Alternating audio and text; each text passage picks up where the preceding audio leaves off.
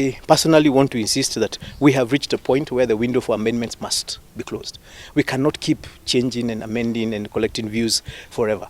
I think this particular document is supposed to help affect the 2022 structure of how we get into government, ensure in 2022 we don't have electoral violence. How long are we going to keep having this conversation? And that is why I'm saying I am not rubbishing anybody's proposals.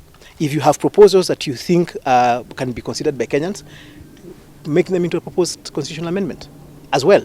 You know, there's nothing that says that we can only do one constitutional amendment. We had Punguza Mzigo. It was also a proposed constitutional amendment. It didn't go very far. We now have BBI. It can go forward, it can stop. So it's entirely up to people to decide how far do you want this particular BBI proposal to go. And Kenyans haven't been given the chance to decide. If you have other ideas, if as governors you have other ideas, why don't you make your own proposed constitutional amendment and push it? This is a problem, and that is why actually, to some extent, they're correct. They can bring any opinion, but this particular report has a process. It has a structure of how it is going. If you're going to bring in views, for 2 years you didn't bring in any views. You can't wait up to the end of the process and then insist that you have to amend it. You only kubeba watu mbaya. So you start your own process.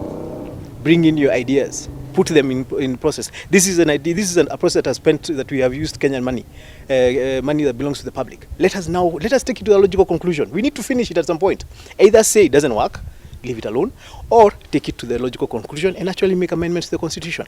But we can't keep having a conversation, because what's going to stop after this one's bringing in the report and it has been added, another group from coming and saying even them they want their report added. At what point do we stop?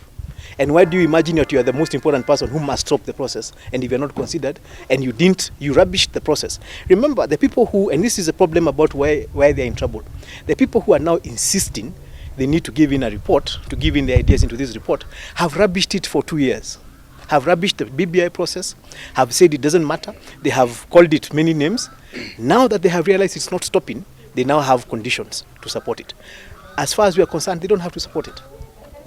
I mean, Kenyans are the ones who are going to make a decision whether they want the BBI to go on or not. It's not 4 or 5 individuals.